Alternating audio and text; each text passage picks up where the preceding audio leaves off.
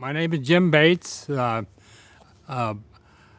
retired from the United States Forest Service. I retired in 1990, and I have had a good retirement.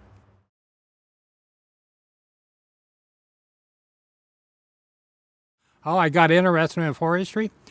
Well, I was born in Los Angeles, and my dad was a Los Angeles policeman. He retired, and he moved to the mountains. And I think I was in the fourth grade at that time. And I started to a California Hot Springs one-room schoolhouse when I was in the second grade or third grade. And I spent my whole 8 years in that grade school at California Hot Springs. And how I happened to get interested in forestry was that I lived in the mountains and I had to walk home.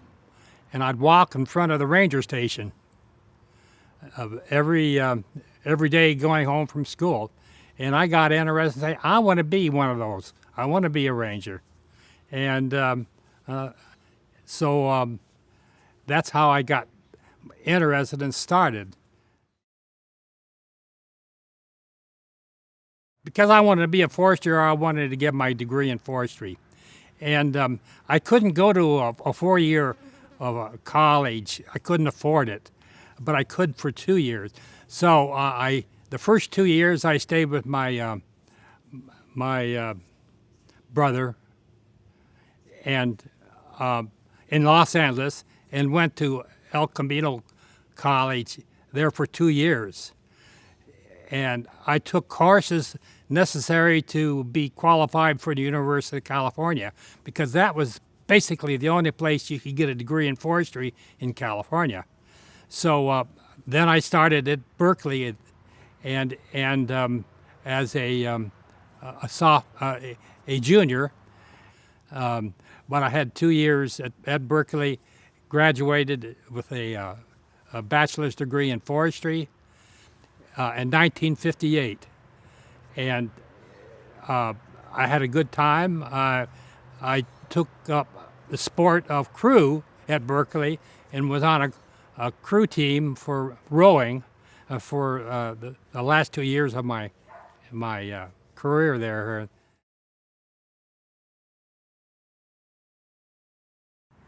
Well, of course, you didn't know what you were getting into, and so I knew there was a lot of things that you do on a national forest, and you had to know how to do it. Well, the training there is tremendous. They gave you a little bit of experience and background in cutting trees, not cutting them, recreation, wildlife, a little bit of everything.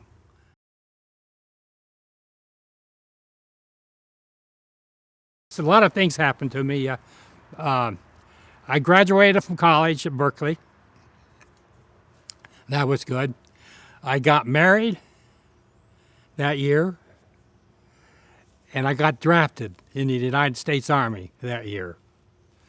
And I was sent to Fort Hollywood, Maryland, in counterintelligence, and graduated from their schools in counterintelligence. Then I was assigned to counterintelligence in St. Louis, Missouri. And when I started counterintelligence, they asked me if I was married, and I said yes. I said, where is she? I said, she's home. She says, get her out here. We want her with you in St. Louis, Missouri. And so she came out, and she was with me during my whole career in the federal government, in the Forest Service, and the Army. Of course, then when I finished the 2-year Army course, I was in Army intelligence in St. Louis, Missouri, and my wife was with me. I was in civilian clothes. I was in the Army. They didn't know I was in the Army because I was doing checks for on people who were wanting top secret clearance in the United States Army, and if they put down on their sheet to get the top clearance that they were in the Army, I would get their name, and I would then check their experience when they were in the service to see if they were a good girl, good boy, and give a report on it. And I did that for 2 years. See, that was not my real career. My real career was a forestry. And so when I was through with the Army, I started into the forestry career. Well, before I started the professional work, during high school, when I turned 17, the California Division of Forestry wanted to hire me at 17, and you have to be 18, but they wanted me because I knew the country. I lived up at California Hot Springs in the mountains, and this was in a forestry area, and I knew the country, so they hired me at 17. So I started working for the California Division of Forestry when I was 17. Because I had already worked for the California Division of Forestry for 5 years, I was experienced in fighting fire. So that's when I started the Forest Service.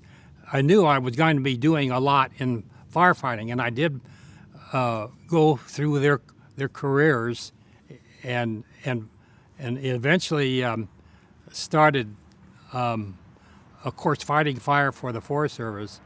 But I started going up the ladder in the Forest Service to see. I was a GS 7 when I started, and when I retired, I was GS 15, 16, something like that. When you go through the Forest Service, you are assigned a national forest, and on the national forest, you do a certain type of job. I was a professional forester, so I did more than just fight fire. I managed lands, and I managed people, and I went to then for 20 years I went to many national forests as I was promoted up the ladder to different functions. I went through many national forests on doing this. I started out on the El Dorado National Forest, and then I spent a couple years there, and then the military got me, and I came back to the El Dorado National Forest, and then I went into the Los Padres National Forest. This is the Los Padres on the coast of California. I was there for several years. Then I was went to the Los Padres National Forest. That was in Santa Barbara. Then I went to the Sequoia National Forest. That was in Saugus. I went to the Clearwater National Forest. That was in Idaho. There I was forest supervisor. I was in charge of the Clearwater National Forest for 5 years. And then I was promoted, and I was in charge of the Forest Service in Oregon and Washington and fire after I left the Clearwater. So, and then I retired in 1990.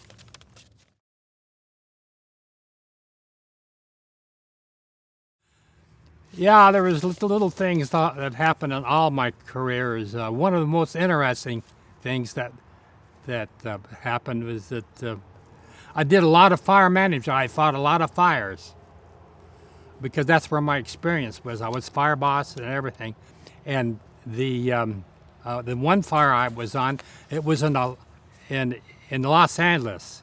Fought a lot of fires in Los Angeles, and the fire was going like mad, and the crew was on the mountain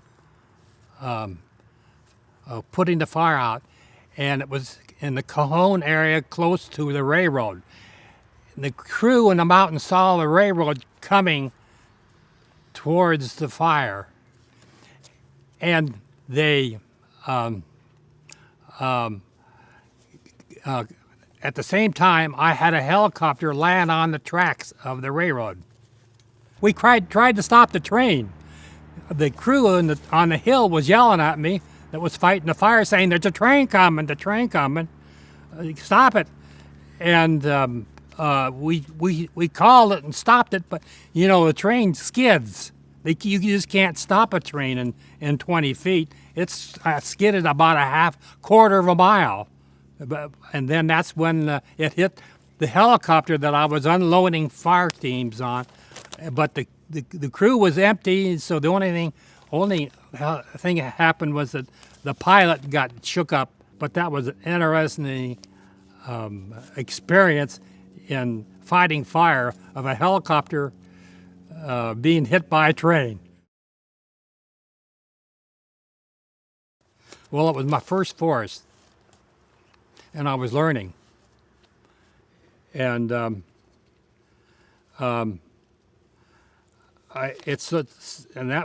was in 1959 to 60, 1960. That was quite a while ago, and I was just learning. Do you remember what impression you had when you first started the job, or any? Oh, I loved it. I was a professional forester, and I was in the field, and I was marking trees, fighting fire, providing facilities for recreation, camping. And El Dorado is right above Sacramento. Yeah, and so we always had a lot of people there. Probably called the Clearwater National Forest in Idaho. It was in the wilderness, more or less, and they produced a lot of timber, and we had a lot of timber sales, and there was always fires, and we had to keep putting the fires out on the forest, and so. Normally, when you're managing national forests, and this is what I was doing for most of my career, you have a mix of producing a resource and a mix of people wanting to use the forest for recreation. So you had to mix the two so that you don't step on each other's person during the time that they're there. Anyway. It was an interesting experience to try to keep those experiences of people wanting to use the forest to the responsibility that we had to produce the water, the wildlife, the wood, the timber at the same time.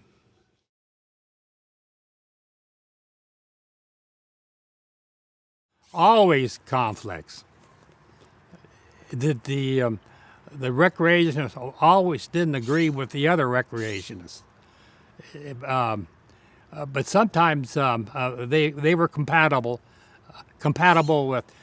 with the biggest problem was being compatible with the production of the resource. If I'm cutting trees in an area, and you had people who wanted to be recreating in there, you had to do certain things to keep the people safe, and also to produce the resource.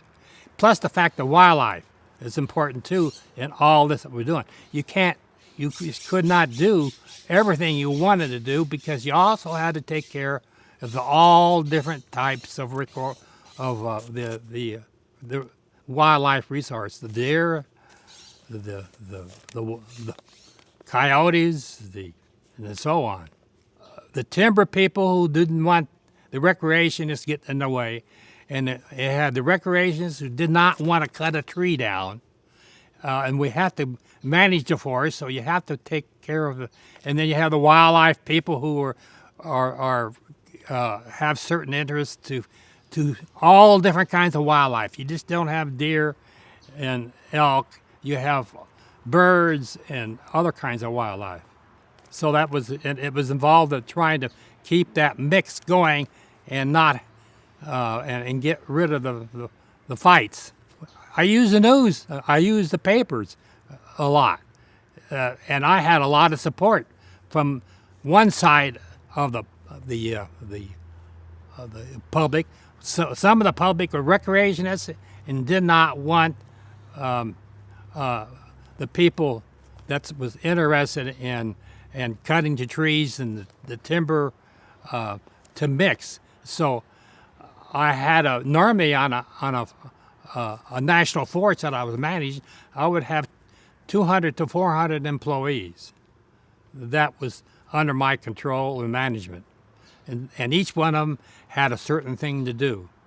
And sometimes it was easy, sometimes it was very difficult because not all resources mix. And so when you manage, you have to do it such that they mix and we can produce the recreation facilities and also produce the resources that the nation needs to have. So my job was my fire team that I would have, or my forest team, spent their time with people getting the mix together in order for us to produce the resource. Because everyone had their own need, and that was tops. Well, I had all the resources, and I had to mix the output.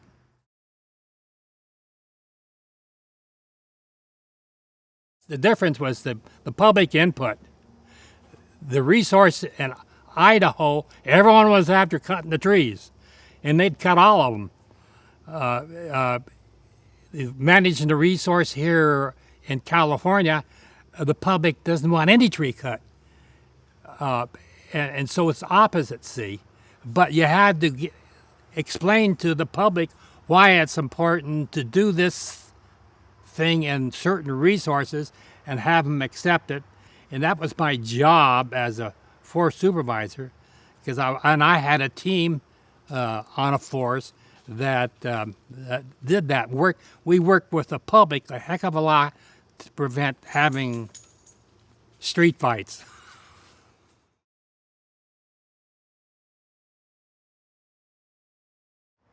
You have to like the outdoors.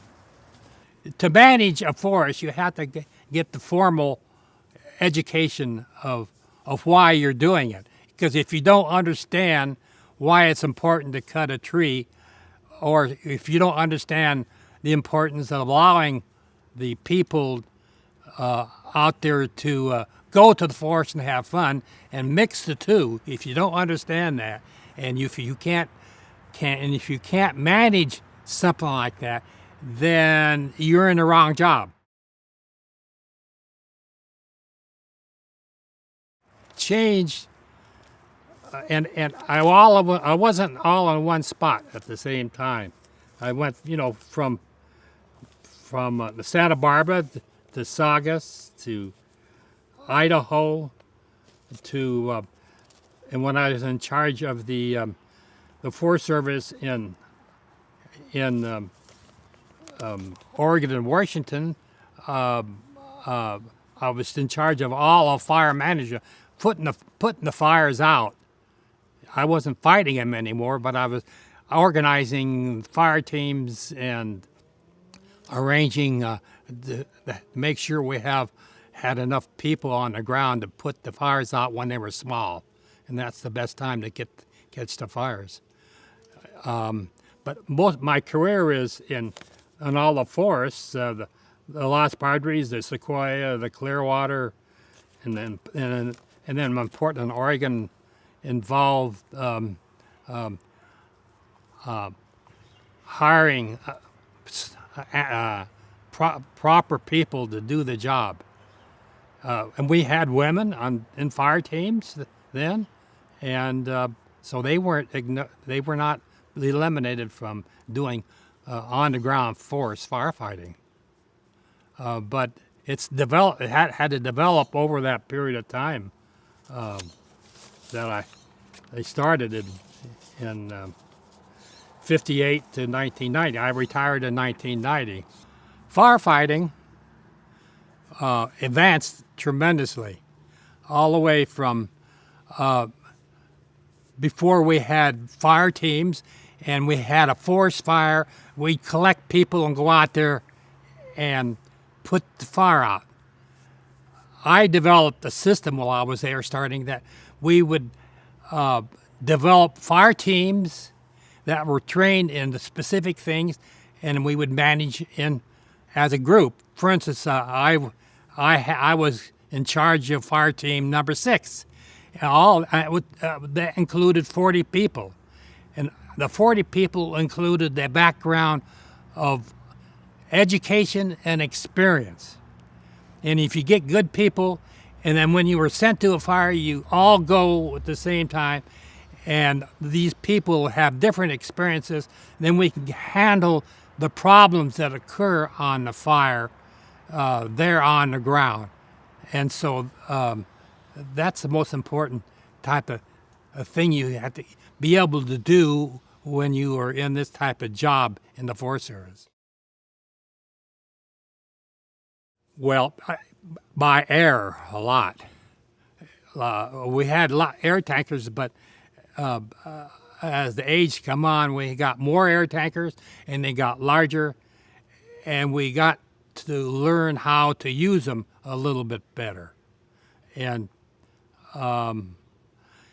got the use of helicopters, to take people to the fire line versus have them walk up the cliffs and get to the fire. Now we can fly them out there, and then they drop water. At the early days we did not have the ability of dropping water. Now they drop hundreds and hundreds of gallons at the same time, and it's mixed with a detergent that helps put the fire out. So as time went on, the helicopters got bigger, got more experience, and we use them a lot more than when we did in the early days. In the early days, you didn't have helicopters. That's when I started. But now, and when I retired, we had a lot of helicopters, and they're getting bigger. And of course, the helicopter people are making a lot of money. Well, the forest is going to grow, and it's going to burn. And we want to be able to utilize the resource, and so we don't want it to burn all up, and we want people to use it without being burned. So the management has got to be that you got to be able to produce all the resources that you can put, but also allow the public to use it. And there are different kinds of recreation, all the way from four-wheel driving to just walking, and plus the fact that we have wildlife that we want to develop and manage as a resource too. So besides recreation, wildlife, timber, I agree with him this year. It's bad.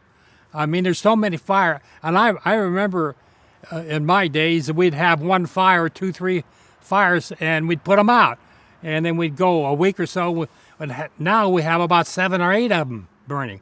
Well, it's due to the fact too is that the vegetation is growing, and it gets older, and it wants to burn naturally, and so we've been so good keeping fire away. We have so many acres that wants to burn, and so when lightning comes along, and we'll start the fire, and we'll get a fire over here, we'll a fire over here, we'll fire over here, and all of a sudden we have 7 or 8 fires at the same time. And that's when you start running out of resources, people, equipment, airplanes, helicopters, and pretty soon we can't. So what we're trying to do now, we're trying to do a better job of managing the resource, the timber, and not let it get old. Maybe we could start burning it or taking care of it at the younger age, and that way we'll have burning, but not large, long, 500,000 acres of burning at once. Yes, 40 acres here or 50 acres there is no problem. Oh yes. Oh gosh, now I like the forest right now. The Sierra National Forest is dying. Mm-hmm. The trees, because of lack of water up there. If you drive up there, you'll see all these dead trees up there. It's due to it's lack of water, and then when it gets weak, bark beetles come in and they kill it off. How they're managing this, I don't know. That is a problem. Yeah, well, because you can't have a small landowner up here cut properly off there and take it to a mill here. There's no mill here.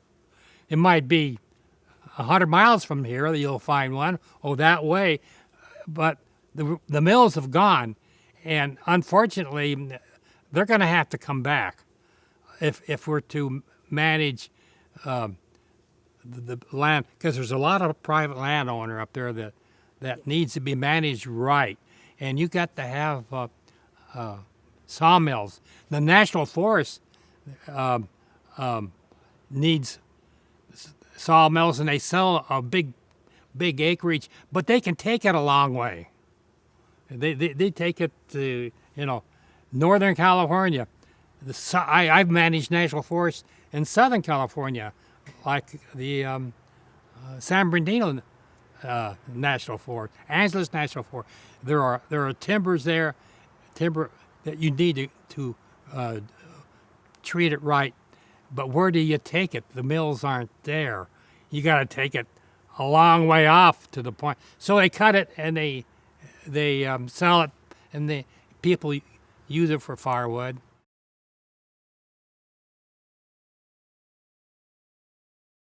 Well, it's probably the most professional organization we have in forestry that you can stay involved with and still get training. They have put a lot of training on. We have a lot of meetings. We go to meetings and we meet and discuss the problems together.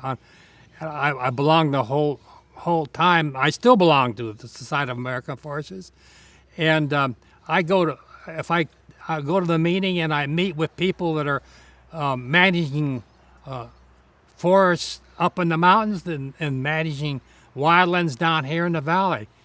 And when you go to these meetings, you get people like that all over, and it's good to get them together, because you say, "Oh, I can do it this way. You can do it this way," And you have to have people who still know how to ride a horse, not just a motor vehicle. And so you have people that have education, a lot of education, doctor's degrees, and you have people that have only experience on the ground. You got to put them together, and then if you have both, then you can manage the forest. You can't manage it all with one type, all professionals and all people who have no education. It's just the thing is, we still need that organization, and we still need that body of people to go there. They exchange the experience levels, because there's different experiences. It depends upon where the forest is. You have a forest that's a desert, and then you have a forest that's nothing but trees. So it all depends upon what type of forest it is, because we have forests just with brush. I've managed Southern California National Forest, the brush fields. How do you manage a brush field for the good of the people? And there's certain things you do, there's certain things you don't do. It's used and good by the public, and that we're managing the resources that are being made there. Use both, allow the people to use it, plus then manage and use the resource. If you have both, and most of the forests here in California are that way. If we go to Idaho, all timber, and we don't have a lot of people using it, then you manage is a little bit different. Yeah, you might have more clear cuts. Here, you be careful about how many clear cuts you have, and you're going to do a different type of system of management, so you don't have 500 acres of a clear cut when you can have maybe 50 acres at one time versus 500. Balance, best. Of course, the resources may not balance them. In a timber zone, maybe it's all timber, but you all have a certain type of wildlife too. So you got to do that. Southern California, where I manage a heck of a lot, you don't manage the timber, you manage the brush field. And you manage the brush field a certain way that is good for the wildlife that's there, and it's good for the people that want to use it, and it's good so that you can put it out when it starts burning, or let it burn when you want it. I retired from the Forest Service, and I work private. I would contract with private landowners to manage their land, and it's not public land; it's their private land, and I find out what their objective is. Then I looked at it, see it. Okay, well, let's do this. The state has certain requirements to how to manage it, and I will try to enforce that they would do that the right way at the right time. Most of the private landowners that I work with are very good on trying to manage their land, even though they want the maximum product produced because they got to make money. Well, yeah, we can do that, but we can do it right. We don't have to use tractors all over, or we can use helicopters, this kind of thing. If you're a private landowner and you own 500,000 acres, you can and if you are a good manager, you could manage that for all the resources and not destroy the resource. But you have people that own 60 acres of timber up there, and they cut it all off, and they don't replant it, or this kind of thing. That still happens, but they sell it. Yeah.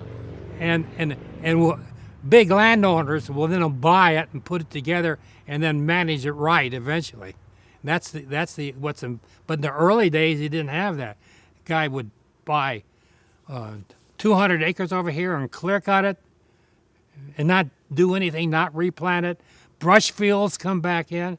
The brush comes back in, and the timber will come back eventually, but it might take 300 years. Well, I think the Forest Service is an extremely good organization to manage the public land, and keep that strong, keep that going. Don't turn it off. If you turn it all over to private industry, they will want to maximize a certain type of resource. If you keep it in public ownership, they will manage for the best of the timber or the forest and the people.